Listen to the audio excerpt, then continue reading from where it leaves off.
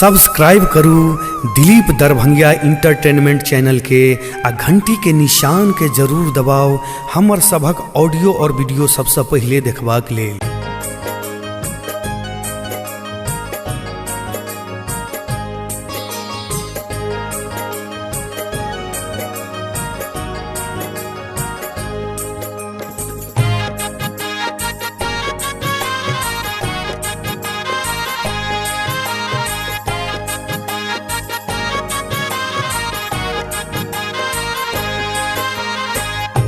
महिमा के अपार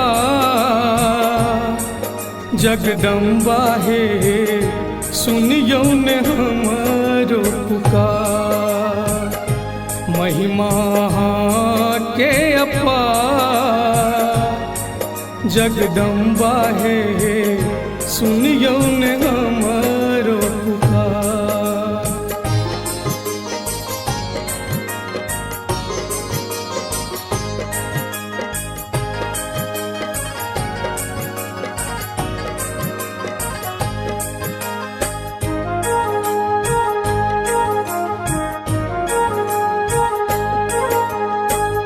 भूखल प्यासल शरण में लऊं एक अहीं पर आस।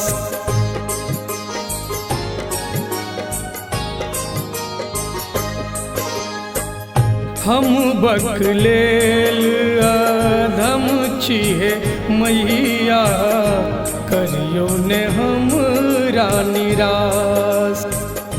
पसराल ऐछ अन्हार जगदम्बा हे महिमा के अपार।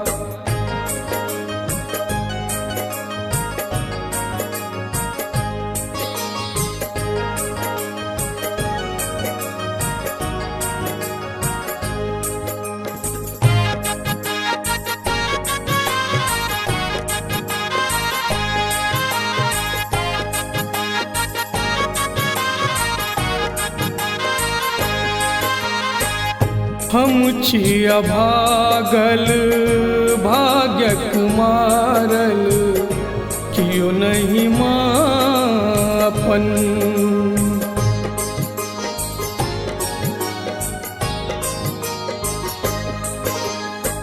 दुर्गा दुर्गा नामक मैया पाठ करै छी सदिखन। लिखल कि हमरो कपार जगदम्बा हे महिमा के अपार।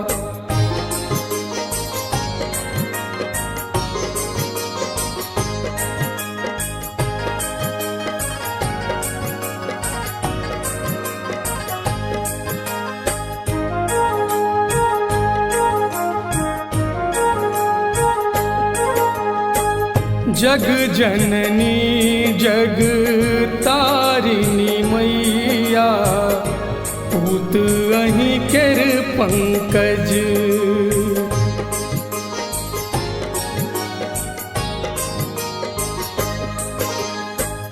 नोर अविरल बबई उज्ज्वल माथ लगा क चरण रज। आबो तकरियो विचार जगदम्बा हे सुनियो ने हमरो पुकार।